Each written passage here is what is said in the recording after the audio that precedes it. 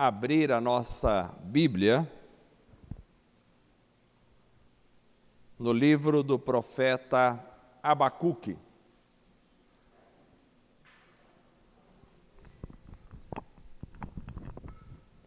O profeta Abacuque fica bem no finalzinho do Antigo Testamento.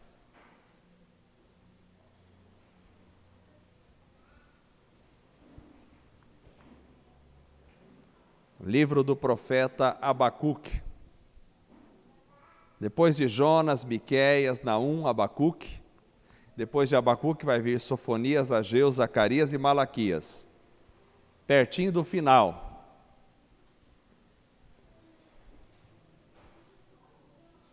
Os irmãos encontraram Abacuque capítulo 3.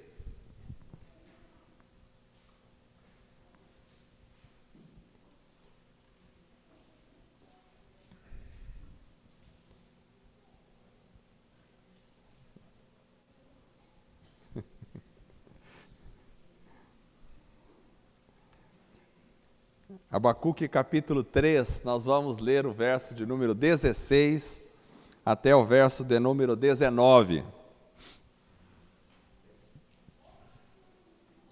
Abacuque 3, do 16 até o 19. Diz assim a palavra do Senhor. Ouvindo eu, o meu ventre se comoveu, à sua voz tremeram os meus lábios. Entrou a podridão nos meus ossos e estremeci dentro de mim. No dia da angústia descansarei, quando subir contra o povo que invadirá com suas tropas.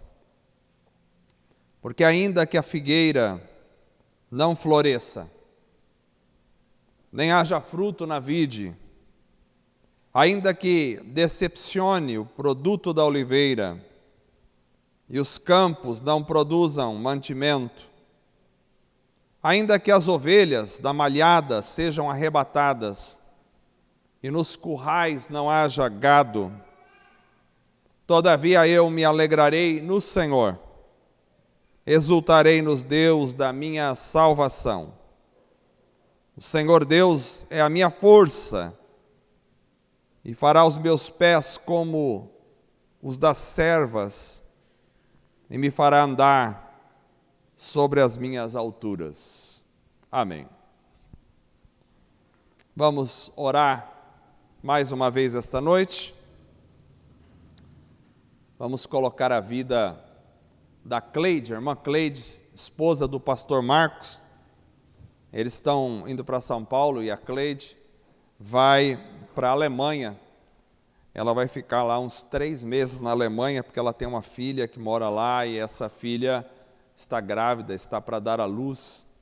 Então a Cleide está indo para lá e vai passar uns 3 meses lá na Alemanha. Eles pediram oração, né? Ela está indo sozinha, está um pouco tensa, mas nós vamos orar pela vida dela, para que o Senhor a guarde na ida e na volta, que ela seja bênção lá também. Oremos ao Senhor. Senhor amado, nós te louvamos, te agradecemos, te louvamos pela tua presença maravilhosa, te louvamos pela graça, te louvamos pelo poder do teu Espírito Santo que habita em nós, pela ação do teu Espírito Santo na nossa vida. Ó Deus, pedimos a tua bênção sobre a vida da Cleide, que está indo nesta viagem, que o Senhor possa guardá-la, abençoá-la na viagem de ida, de volta, guardar a filha no momento do parto, ó Deus, a criança que vem, que possa vir com saúde. Abençoe tua filha ali, abençoe também o pastor Marcos, que está acompanhando ela para São Paulo. Ó Deus, abençoe os demais irmãos que aqui estão esta noite, aqueles que não puderam vir, que estão em suas casas, aqueles que acompanham, Senhor, pela internet a pregação esta noite, o culto. Ó Deus amado, nós te louvamos pela tua palavra poderosa, te louvamos pela ação do teu Espírito Santo em nós, te louvamos pelo poder do teu Espírito Santo que muda a nossa vida a Tua palavra que traz vida, que transforma, Senhor, os nossos corações. Ó Deus amado, abençoe a cada um que ouve esta mensagem, que ela venha tocar na nossa vida, transformar a nossa alma, que ela venha falar ao coração da igreja, assim como tem falado ao meu coração. Que tudo seja para a glória, honra e louvor do Teu nome somente. Em nome de Jesus. Amém.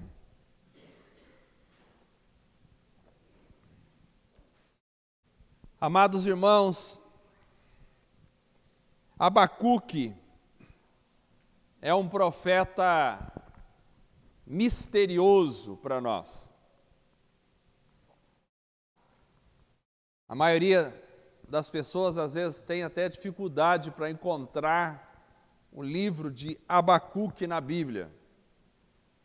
Mesma coisa com Sofonias, com Ageu. Na realidade não se sabe nada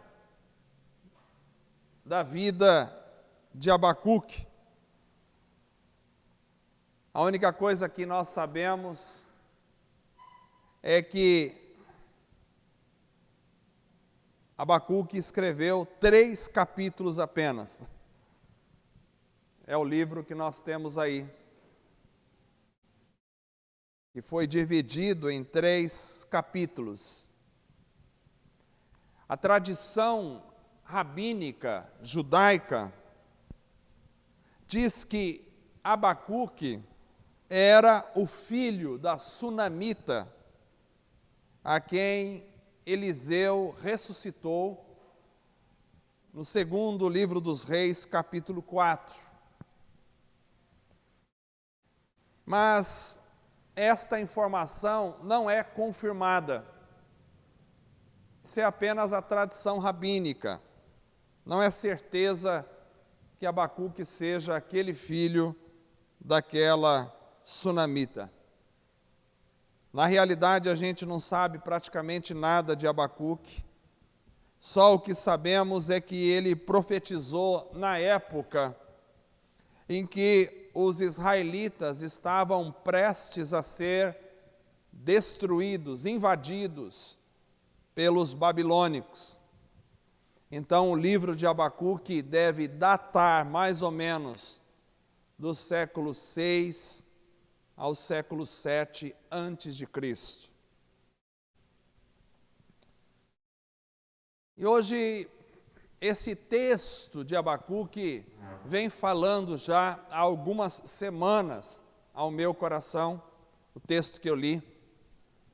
E hoje, então, eu disse, bom, eu vou ter que preparar uma mensagem sobre isso para trazer à igreja.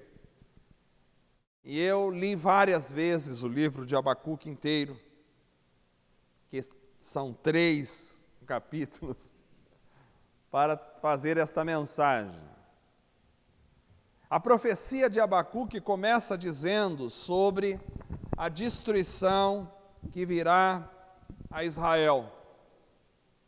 O povo de Israel, como vocês sabem, tinha pecado contra Deus. E apesar dos profetas terem trazido inúmeros avisos para o povo de Israel de que eles seriam destituídos da terra, seriam levados para o cativeiro, assim como já tinha acontecido com o reino norte de Israel, quando foi invadido pelos assírios em 722 a.C. e foi levado para o cativeiro. O reino sul continuou em seus pecados contra a aliança de Deus e não se arrependeram. Agora então, finalmente vem Abacuque e vem trazendo a profecia de que a destruição para Israel se aproximava e de que os babilônios, os caldeus, viriam para destruir Jerusalém.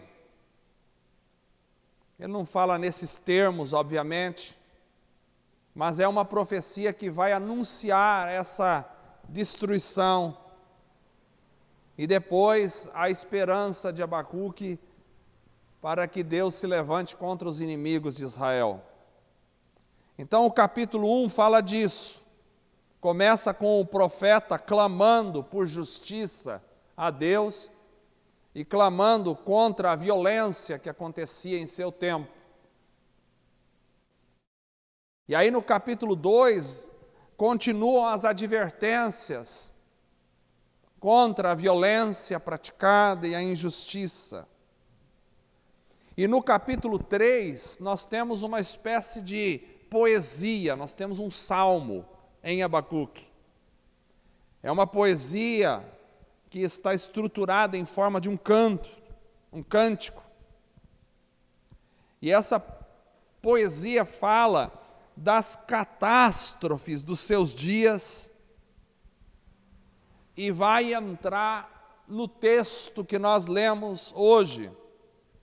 Porque ainda que a figueira não floresça, nem haja fruto na vide, ainda que decepcione o produto da oliveira, e os campos não produzam mantimento, ainda que as ovelhas da malhada sejam arrebatadas, e nos currais não haja gado, todavia eu me alegrarei no Senhor, exultarei no Deus da minha salvação.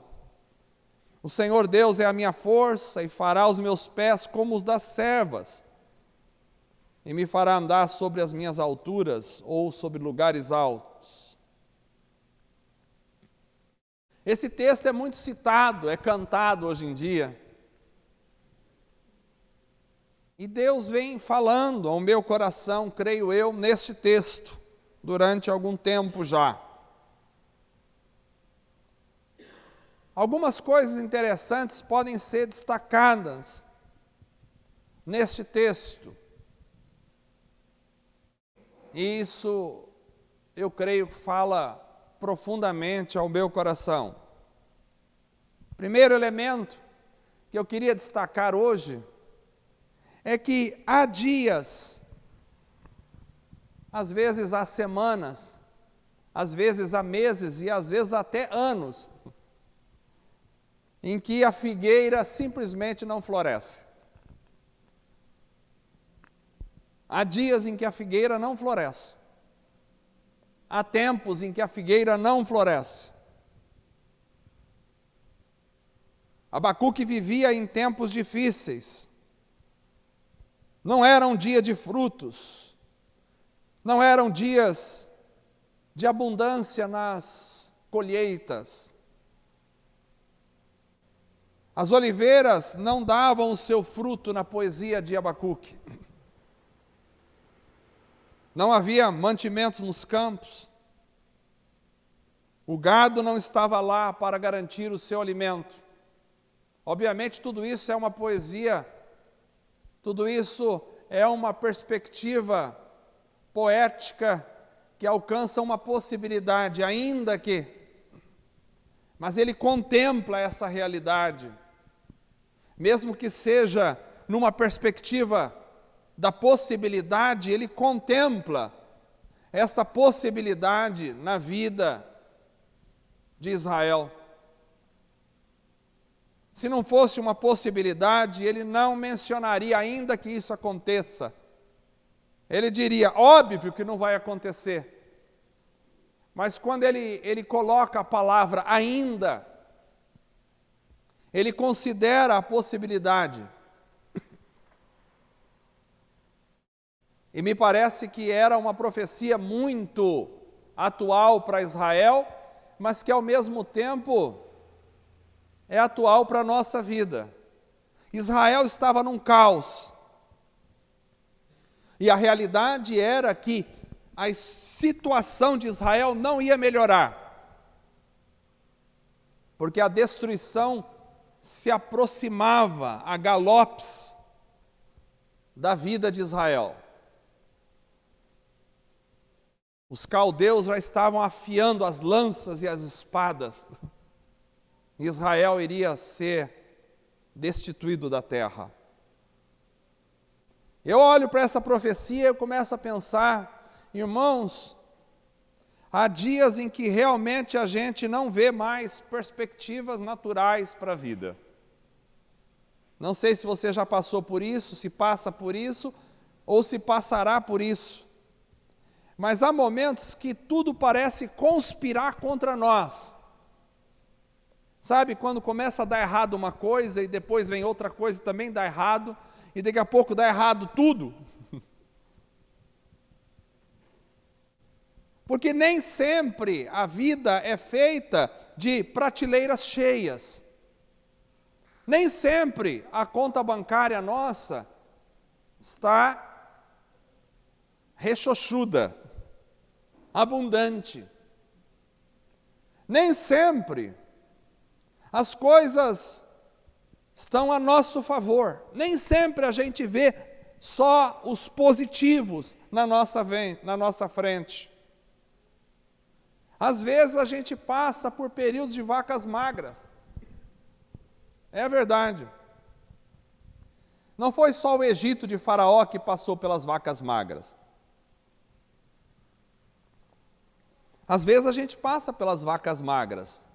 E às vezes, nem as vacas a gente acha. Elas ficam tão magras que somem. Fica só a sombra da vaca que um dia foi. E eu comecei a pensar, por que isso acontece com a nossa vida às vezes? Tem hora que parece que vai tudo certo, de vento em polpa. Mas tem hora que parece que vai tudo errado. E as coisas erradas parece que são um dominó. Quando um desaba, bate no outro, que bate no outro, que desaba tudo. Por que às vezes é assim? E eu encontrei nas minhas buscas pelo menos 3 motivos para as oliveiras não florescerem. O primeiro motivo se alinha com Israel. O pecado traz suas consequências. E às vezes, o resultado das atitudes que a gente toma são catastróficos e a gente colhe esses resultados. É verdade que nem sempre, preste atenção, nem sempre a gente colhe o resultado de tudo que a gente faz. Porque se a gente fosse colher todo o resultado de tudo que a gente faz, eu penso que todos nós estaríamos mortos. Jesus levou sobre si o nosso peso e a consequência da morte. Mas há consequências menores que a nossa realidade pecaminosa colhe. Por exemplo, uma moça que sai e tem um relacionamento extraconjugal com um rapaz, que às vezes quer só curtir uma noite e de repente engravida e colhe esse fruto. É um rapaz que de repente um dia resolve beber um pouco além da conta, pega o carro, às vezes sofre um acidente e colhe o resultado do seu erro. São outros, milhares de outras coisas que podem acontecer. Israel estava colhendo e iria colher as consequências dos seus erros. Por isso, a figueira não floresceria para Israel durante 70 anos na Babilônia. Não floresceria. Não era um dia, 2, não era uma semana, 2. Deus chegou a falar para eles: podem ficar aí, constroem casas na Babilônia, assentem famílias, pode colocar esperança, vocês não vão voltar agora. 70 anos. Imagina aqui, eu acho que poucos aqui têm 70 anos. Então, a grande massa de nós, se tivéssemos nascido na Babilônia, ainda estávamos lá, com toda a nossa história de vida até hoje, presos lá na Babilônia como escravos. 70 anos. Eles ficaram lá. Então, às vezes, a figueira não floresce por causa do pecado.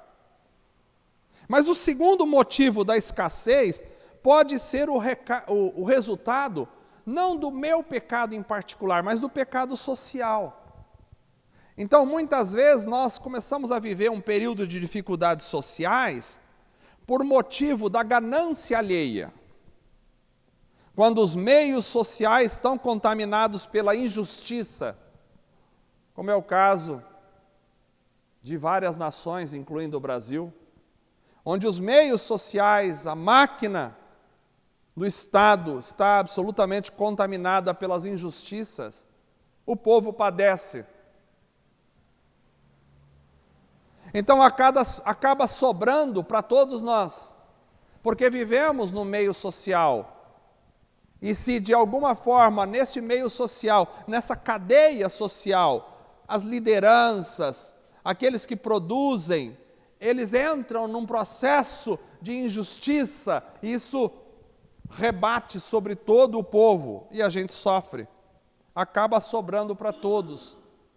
Abacuque já falava disso também no capítulo 1, verso 4, ele vai dizer: por esta causa a lei se afrouxa. Pensa que é só no Brasil que a lei se afrouxa? A lei se afrouxa e a justiça nunca se manifesta, diz Abacuque. Porque o ímpio cerca o justo e a justiça se manifesta distorcida. Isso aqui ele não está falando do Brasil no século XXI, não, né? A palavra de Deus é fantástica. A mesma justiça distorcida 6 ou 7 séculos antes de Cristo, 2.800, 2.700 anos depois, continua distorcida. Quem sofre? Às vezes as pessoas que não têm diretamente nenhuma ligação com isso. A figueira não floresce pelo pecado pessoal, a figueira não floresce pelo pecado social, mas há um terceiro motivo, mais estranho. Mas o terceiro motivo pelo qual a figueira às vezes não floresce é a permissão divina para saber o que está no nosso coração. Às vezes nós somos provados por Deus. Simplesmente, Ele tira a mão e a figueira não floresce. É a prova. Quando eu estava fazendo essa mensagem, eu lembrei que no segundo livro das Crônicas na Bíblia, capítulo 32, verso 31, nós lemos sobre o rei Ezequias. E diz assim o versículo, que quando os governantes da Babilônia enviaram uma delegação para perguntar ao rei Ezequias acerca do sinal miraculoso que havia ocorrido no país, diz a Bíblia, Deus o deixou para prová-lo e para saber tudo o que havia em seu coração. Eu sei que isso às vezes vem contra as nossas teologias, mas fazer o que? É a Bíblia. Deus o deixou. O rei Ezequias estava indo de vento em polpa. Tinha acontecido um sinal miraculoso que provavelmente era a cura que Ezequias tinha recebido, se não me engano. E aí a delegação da Babilônia foi para lá. E quando eles chegaram lá para ver o sinal, Deus saiu de cena e deixou Ezequias para provar ele e para ver o que havia em seu coração. Não é só Abraão que é provado, Ezequias é provado. Não é só Ezequias que é provado, Paulo é provado. Os irmãos são provados, a igreja é provada. Então, às vezes, a figueira simplesmente não floresce, porque Deus está provando o meu coração e o seu coração, para saber o que há lá. Mas Deus não sabe todas as coisas, Ele sabe.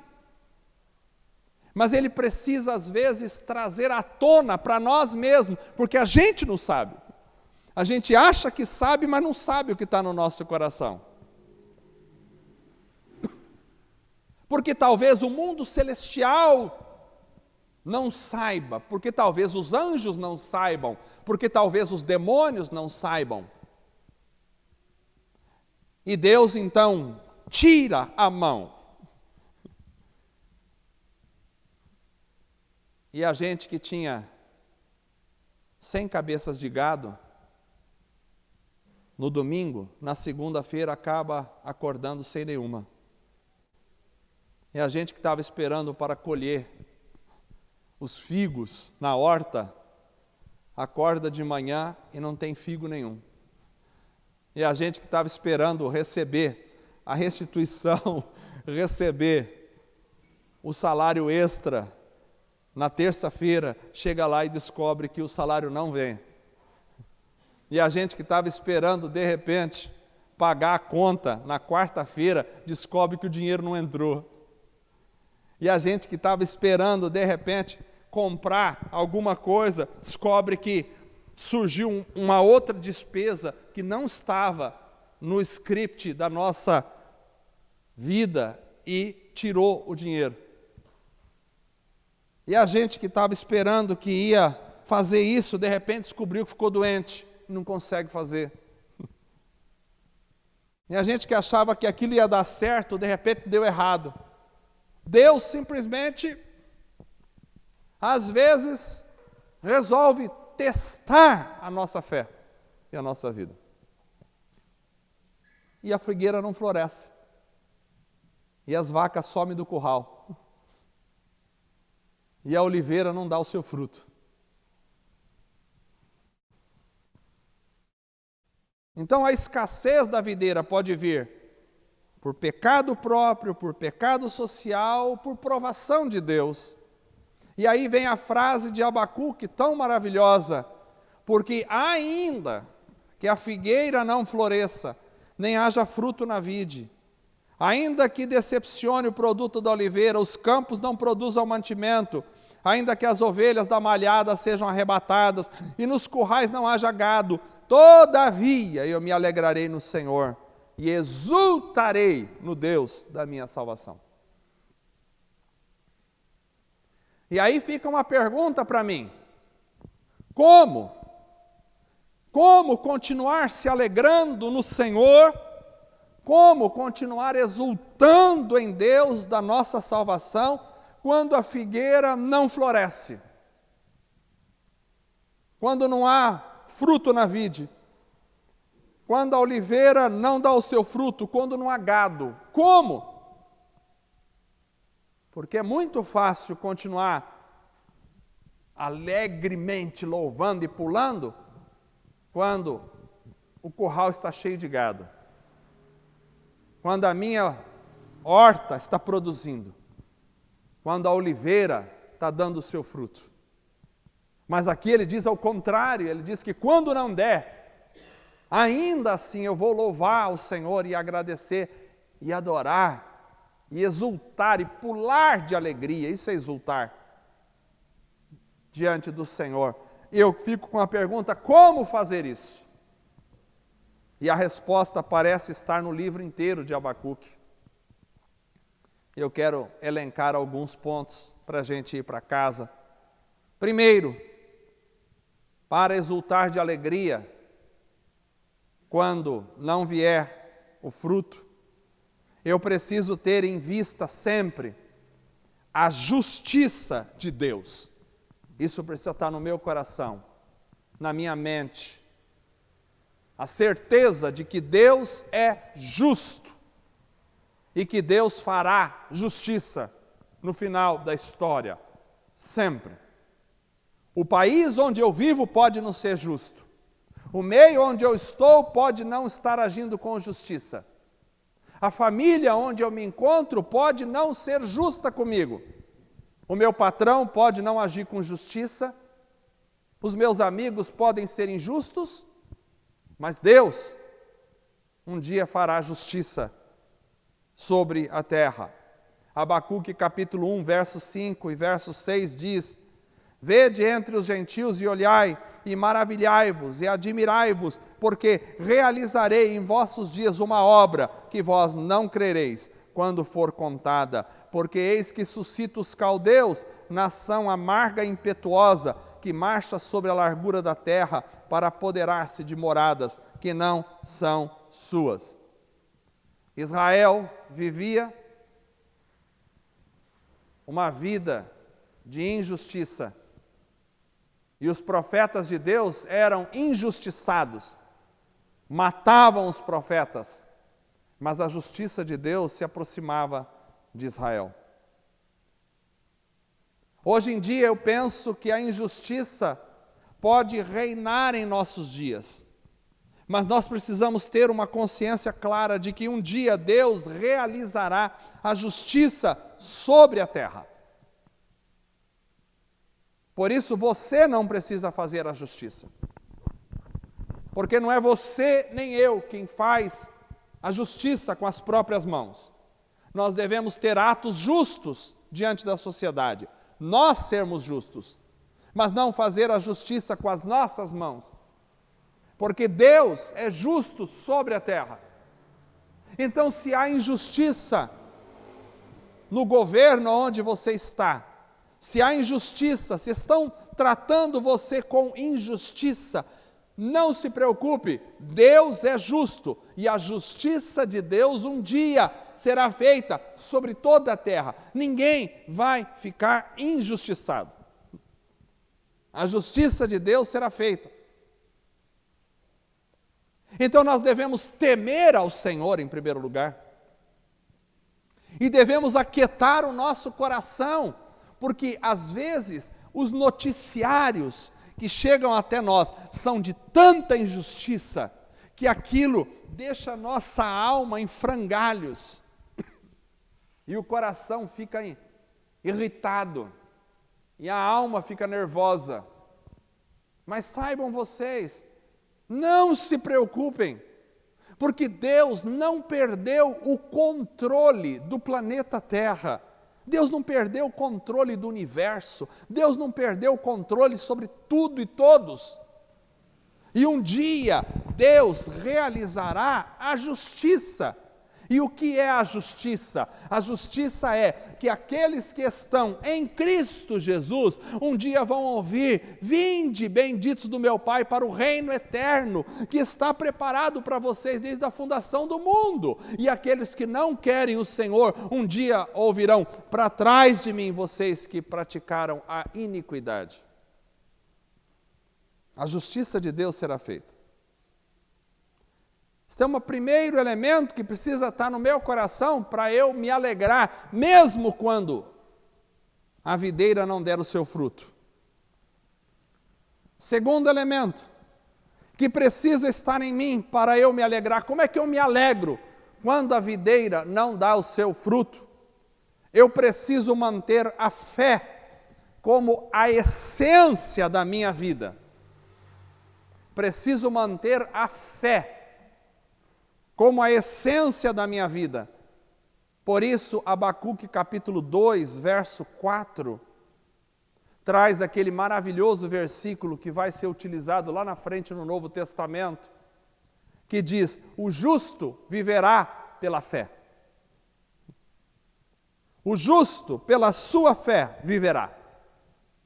Então, por mais que as coisas estejam difíceis, e por mais que não haja saída para aquele que contempla, por mais que não haja frutos na videira, por mais que não haja gado no curral, é importante entender que a fé do justo é que impulsiona, é que traz vida à sua vida. Quem tem fé em Deus, por essa fé viverá. Nós não vivemos pelos recursos da humanidade. Nós não vivemos pela oliveira que dá o seu fruto. Nós não dependemos da videira para viver. Porque nem só de pão viverá o homem. Nós não precisamos disso para viver, não dependemos disso. Embora precisamos nos alimentar, comer, beber, vestir para viver, mas nós não dependemos destas coisas porque o justo viverá pela fé. Por essa fé ele viverá. Israel tinha promessas da ação de Deus, e por esta fé nas promessas eles deveriam viver. Temos que nos apegar à fé. Que fé? Fé de que a palavra de Deus é a verdade.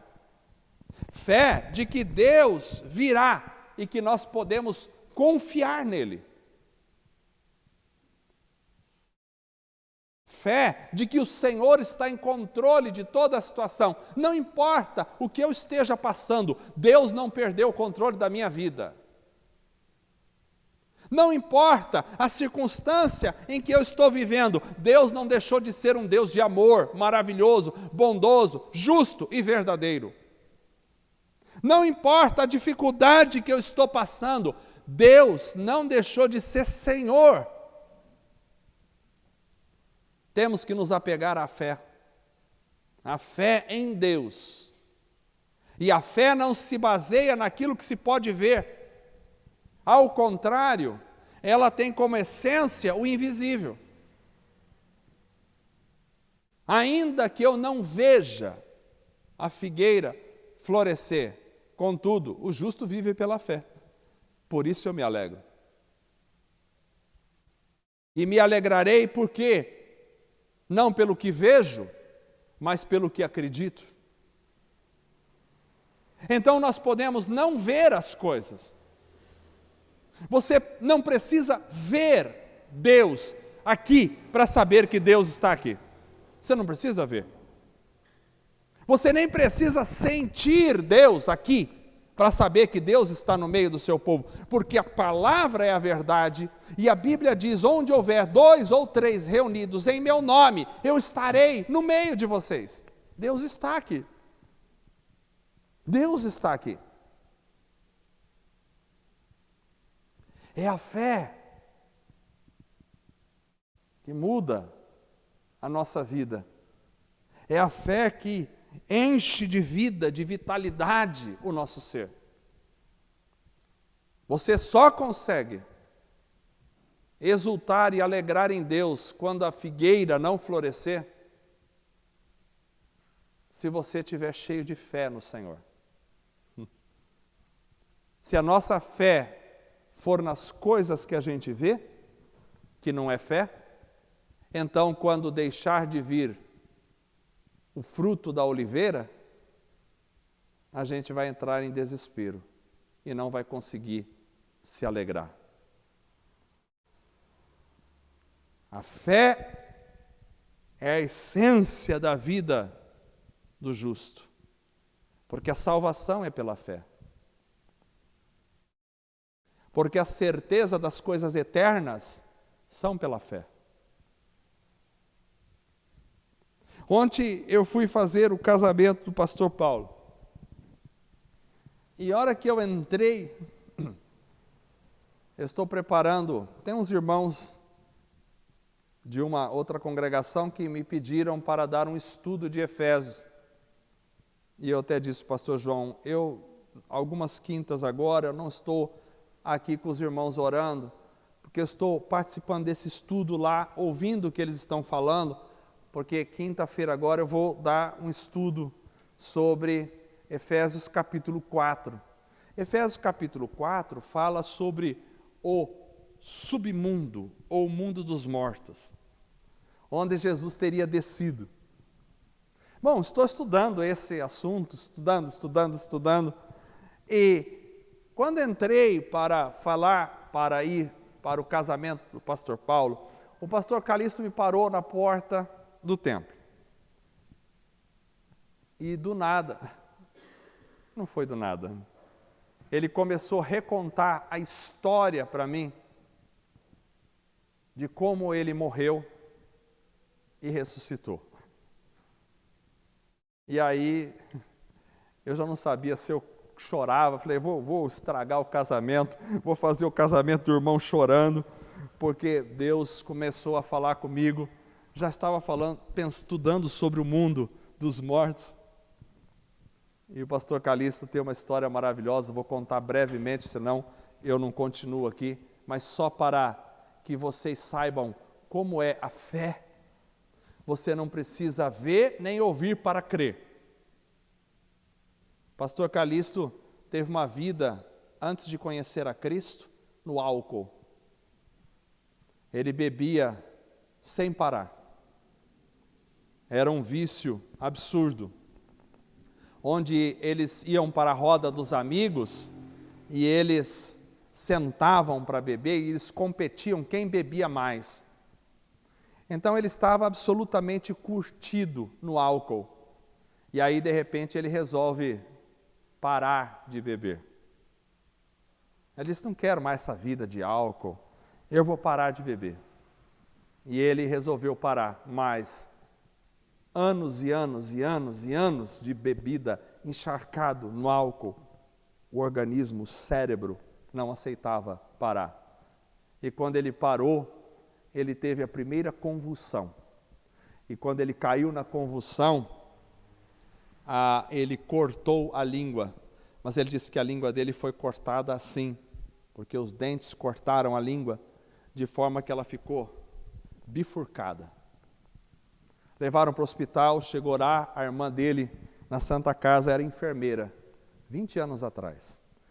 Enfermeira, e chegou lá e o médico disse, não dá para costurar a língua, porque, olha só, o sangue estava ali, o sangue cheirava a álcool. Não pega anestesia. O médico disse, só se for na dor. E aí ele deu 30 pontos na dor. 15 por dentro, 15 por fora, na língua. E aí ele queria ir embora, a irmã teve que assinar, porque eles não queriam deixá-lo embora. Assinou e ele foi para casa. 1h30 depois, em casa, deu a segunda convulsão. Pegaram ele e levaram às pressas para o hospital. E o médico tinha dito, a maioria das pessoas morrem na primeira convulsão que você teve. E aí, a hora que chegou, e chamaram o médico, o mesmo médico que tinha dado os pontos na língua, chegou, e quando ele olhou, ele disse, não tem o que fazer. Esse aí, 1h30 eu já dei os pontos na língua dele, não tem mais o que fazer. Ele falou que escutou o médico tirando as luvas de borracha, e ele disse que a visão dele, a irmã enfermeira do lado chorando, a visão dele foi sumindo, a visão lateral, e a visão foi ficando assim na frente, e ela foi sumindo a visão da frente, e ele escutava a irmã chorando, e de repente o som foi desaparecendo. Ele disse, minha irmã está indo embora, me deixando sozinho aqui, e ele sentiu agarrar no braço da irmã, chorando e gritando, e ele disse, eu estou morrendo. E ele disse, naquele momento ele apagou. Ele apagou e ficou num lugar muito escuro, escuro que dava para pegar a escuridão. E era um calor, ele disse, um calor insuportável, um calor que não era de 20, de 30, de 50 graus, era um calor como se fosse de 300 graus. Uma aflição, um calor absurdo, e quando eu mexia um pouquinho para o outro lado, era um frio congelante. E ele disse, aquilo foi tão angustiante, tão angustiante, tão angustiante, e eu sentia que eu estava saindo do meu corpo.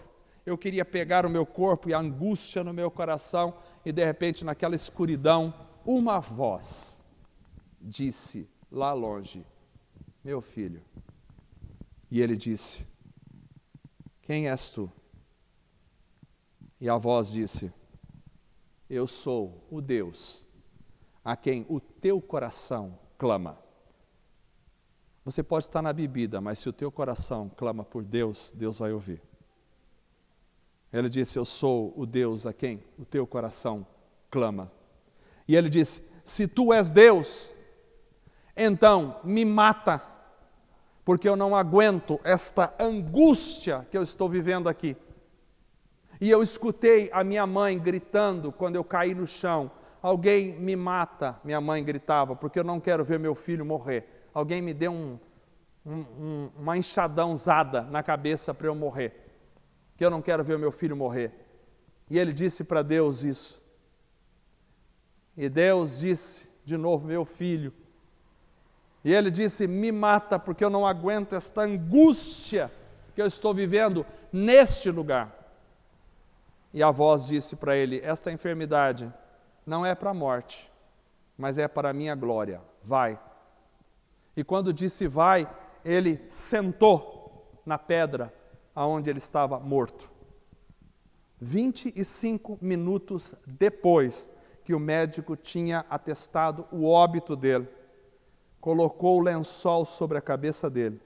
A irmã chorando ao lado. 25 minutos depois, ele sentou na pedra e as pessoas começaram a gritar no hospital. E gritaram e chamaram o médico. E o médico, doutor, doutor. E o doutor veio. E ele disse: eu vi o médico entrar olhando para mim. O médico deu passos e parou. E ele disse: o que aconteceu, filho? E ele disse: eu conhecia Deus só de ouvir, mas eu vi Deus. E o médico ficou pálido, olhando para ele. E não tinha palavras, virou as costas e começou a andar. E disse para as enfermeiras: coloque soro nele e leve na minha sala. E ele disse: eu não preciso de soro, eu tomei o sangue de Cristo. E ele falou assim: o médico vai lembrar. E o médico começou a andar e parou. Ele vai lembrar que ele costurou a minha língua com 30 pontos. Eu não poderia estar falando. O médico virou para trás e disse para a enfermeira: me dê a espátula. E a enfermeira deu a espátula. E ele falou que quando o médico parou e virou, ele olhou para a calça e ele via a perna do médico tremendo como se fosse uma vara verde, tremendo naquele momento. Ele disse: me dê a espátula. E a enfermeira passou a espátula. E ele falou: eu já sabia que ele queria ver a minha língua. E eu botei a língua para fora. Não tinha um ponto na língua, só a cicatriz, estava completamente cicatrizada a língua. O médico pegou a espátula e jogou de fora. E a enfermeira disse: doutor, o que nós fazemos com ele? Ele virou e não respondeu nada. Disse: doutor, ele disse: eu posso ir embora? O médico não falou uma palavra. Foi caminhando embora. Ele pegou, levantou, disse: eu quero ir embora. Puseram a roupa e saiu. E começou o processo de conversão. Um dia ele estava expulsando um demônio com o irmão. Vou acabar aqui. E o irmão que estava ao lado dele falou para o endemoniado: volte para o lugar da onde você veio. E o endemoniado olhou para o pastor Calixto e disse assim: esse aqui já esteve lá. Ele foi ao inferno, mas ele voltou para a glória de Deus. Fé é você crer. E quando ele falava aquelas palavras, aquilo rasgava a minha alma. E eu queria chorar ali, mas estava com vergonha dos irmãos que estavam lá falando do casamento. Por quê? Porque aquilo tem uma convicção tão grande na minha alma, que tudo aquilo é pura verdade. Porque quando você crê, você crê. E ninguém tira aquilo que você crê de dentro da tua alma. Ela diz: faz 20 anos eu escuto aquela voz do Senhor até hoje na minha mente. Ele disse: eu já ouvi muitas vozes de locutores bonitas, mas nenhuma voz é igual à do Senhor Jesus. Quando ele disse: filho. Sabe como é que você consegue sorrir e pular de alegria quando a oliveira não dá o seu fruto? Quando você tem fé em Deus. Fé. Fé.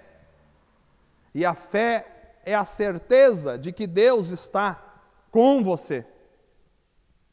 Abacuque 2:20 diz: mas o Senhor está no seu santo templo, cale-se diante dele toda a terra. Quando eu me converti, no templo da igreja tinha esse versículo em cima: o Senhor está no seu santo templo, cale-se diante dele toda a terra. Eu não sabia, aquilo me impactava, mas eu dizia: o que quer dizer esse versículo? Se você for olhar o contexto, o Senhor está no seu santo templo, cale-se diante dele toda a terra, é porque nos versículos anteriores ele estava falando dos deuses de pedra, de madeira, das nações. E é como que ele estivesse dizendo: onde estão esses deuses? Não existem, mas o Senhor está no seu santo templo. Que templo? Em Israel, naquela época. Cale-se diante dele todos. O templo era o lugar onde Deus habitava em meio ao povo de Israel, que ficava no coração do reino de Judá, em Jerusalém. Ou seja, há uma certeza de que Deus estava no templo. O Senhor está, os outros deuses não, mas o Senhor está no seu templo. E Paulo vai dizer em 1 Coríntios capítulo 6, que nós somos o templo do Espírito Santo. Então Deus está em nós e entre nós. Antes que a figueira dê o seu fruto, você pode se alegrar. Porque você pode ter a convicção de que Deus está em você. Deus habita em você. Se você é de Deus, Deus habita em você. E habita tanto em você, que ninguém bota a mão em você, se Deus não permitir. Presta atenção, ninguém bota a mão em você, para fazer nada para você, se Deus não permitir, porque Ele habita em você. Ele te guarda, Ele te protege. Mas a hora que Ele disser: eu quero que você venha para cá, glória a Deus! Por isso, se a figueira não der o seu fruto, louvado seja o Senhor, nós podemos louvar e cantar, porque o que me alimenta não é o fruto da videira, é a presença de Deus em mim.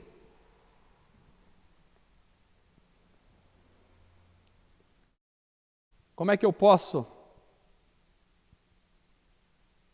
me alegrar quando a videira não dá o seu fruto? Eu preciso ter a esperança de que Deus vai agir novamente, assim como um dia já agiu. É isso que diz em Abacuque capítulo 3, verso 2: ouvi, Senhor, a tua palavra e temi. Aviva, ó Senhor, a tua obra no meio dos anos. No meio dos anos, faze-a conhecida. Na tua ira, lembra-te da misericórdia. A tradução NVI diz: Senhor, ouvi falar da tua fama e temo diante dos teus atos, Senhor. Realiza de novo em nossa época as mesmas obras, faze-as conhecidas em nosso tempo, em tua ira, lembra-te da tua misericórdia. Ou seja, Abacuque está dizendo: o Senhor já realizou na história de Israel. O Senhor realizou quando Israel estava lá no Egito. O Senhor afundou os egípcios no mar. O Senhor abriu o mar vermelho para nós passarmos. O Senhor deu água da rocha. O Senhor mandou codornizes para o povo. O Senhor mandou o maná todos os dias para o povo de Israel. O Senhor abriu o rio Jordão. O Senhor destruiu os nossos inimigos. O Senhor nos colocou na terra. O Senhor fez maravilhas. Faz de novo. Sabe o que nós precisamos orar, irmãos? Nós precisamos orar isso: faz de novo, Senhor. O Senhor já fez na história, o Senhor já levantou homens como John Wesley, o Senhor levantou homens como Billy Graham na história, o Senhor levantou homens como Charles Finney, como Charles Spurgeon, o Senhor levantou homens que oraram, que abalaram o mundo da sua época, o Senhor levantou avivamentos na história da igreja, o Senhor transformou. Nós precisamos orar como igreja: Senhor, faz de novo. Faz de novo, aviva a tua obra aqui em meio a nós, no século 21, em Presidente Prudente. Faz de novo aquilo que o Senhor já fez na história. É isso que me faz cantar de alegria, ainda que a figueira não floresça. Senhor, faz de novo em nosso meio. Eu acho que nós precisamos orar isso. Meus irmãos, vocês que vêm para a oração, vocês que oram nas suas casas, vocês precisam orar isso: faz de novo. Sabe quando John Wesley estava lendo o comentário de Romanos e incendiou o seu coração, e ele incendiou a Inglaterra? Nós temos que orar, faz de novo. Faz outra vez isso, Senhor, faz. Sabe quando você se converteu, que a graça, a unção de Deus te enchia, você precisa orar, faz de novo, Senhor, aquilo na minha vida, faz de novo, faz outra vez. Faz outra vez. Faz de novo. Deus é o mesmo ontem, hoje e eternamente. Porque Ele é a nossa força. Por isso Abacuque diz, no capítulo 3, verso 19, o Senhor Deus é a minha força, e fará os meus pés como os das gazelas, das servas, dos servos, e me fará andar sobre as minhas alturas, ou me fará andar sobre lugares altos. Se eu tiver essa convicção aqui, de que Deus é que me fortalece, nós precisamos aprender a andar por lugares altos. Andar por lugares altos não é andar cheio de dinheiro no bolso. Mas andar por lugares altos não é ficar pensando em morar em Princeton. Não tem nada a ver com isso aí. Andar em lugares altos é não andar na baixeza, é não andar na aridez espiritual, é não andar na derrota espiritual, é não andar na frieza. Você até pode ter o melhor emprego do Brasil, ganhar o melhor salário do mundo e andar em lugares baixos, se você não tiver a graça de Deus na tua vida. Mas você pode estar desempregado e estar voando, pulando como as gazelas nas montanhas, se Deus estiver te enchendo o espírito e a alma com a graça. Deus é a nossa força. Esse é o nosso desafio. Nos alegrarmos ainda que a figueira não floresça. Vamos ficar em pé.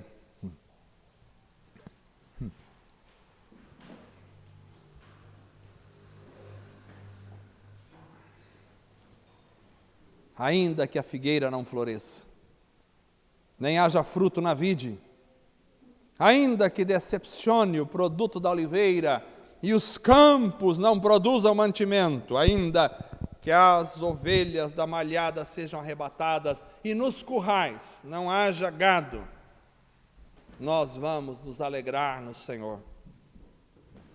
Mas para isso, precisamos ter em vista a justiça de Deus. Manter a fé como a essência da vida. Ter a certeza de que Deus habita em nós e está conosco. Ter a esperança de que Deus vai agir novamente. Ou age novamente, Senhor. Assim como o Senhor já fez na história, faz de novo. Cada um de nós precisamos orar isso, e Deus vai fazer de novo. Deus vai fazer porque Ele é a nossa força. Ele é a nossa esperança. Vamos orar. Senhor, queremos esta noite, humildemente, clamar ao Senhor, com ousadia, e pedir ao Senhor, faça de novo. O Senhor já fez tanta coisa na história da humanidade. O Senhor fez tanta coisa na história da igreja. O Senhor incendiou tantos avivamentos na história da tua igreja. O Senhor incendiou corações de homens. O Senhor usou homens. Nós estamos clamando esta noite, faça de novo, Senhor. Faça de novo. Começa em nós, faça de novo, faça de novo. Nós nos arrependemos no pó e na cinza, pela nossa frieza espiritual, o nosso pecado, a nossa falta de fé, de confiança, de esperança, de desejo, de vontade. Ó Senhor, faça de novo na nossa vida, faça de novo, faça de novo. Faça de novo em nós. Levanta uma igreja avivada, cheia do poder do Teu Espírito Santo. Levanta um povo transformado, lavado, purificado no sangue do Cordeiro. Levanta homens destemidos, mulheres cheias do poder do Espírito, para fazerem a Tua obra. Usa-nos como instrumento nas Tuas mãos, ó Deus, Criador do Universo, Senhor, dono de tudo, Rei do Universo, Senhor dos céus e da terra, aquele diante do qual os nossos joelhos se dobrarão e toda língua confessará que só Tu és Senhor. Nós não queremos viver a aridez espiritual, não queremos viver a falência espiritual de uma geração pervertida e corrupta, que se satisfaz em seus espetáculos sem a graça divina. Não queremos viver o fogo estranho queimando em altares poluídos sem a unção do Teu Espírito. Não queremos viver, Senhor, de fogos de artifício, de luzes, de shows. Nós queremos ser alimentados pela unção e a graça e o poder do Teu Espírito. Faça de novo em nós aquilo que já fizestes na história da humanidade. Faz em nós. Somos vaso de barro, mas a glória pertence ao Senhor, e Tu podes nos usar. O Senhor usou Billy Graham, usou John Wesley, usou Charles Finney, usou Charles Spurgeon, usou Jonathan Edwards. O Senhor usou homens na história. O Senhor usou irmãos. Nós pedimos ao Senhor, faça de novo. Em nome de Jesus. Amém.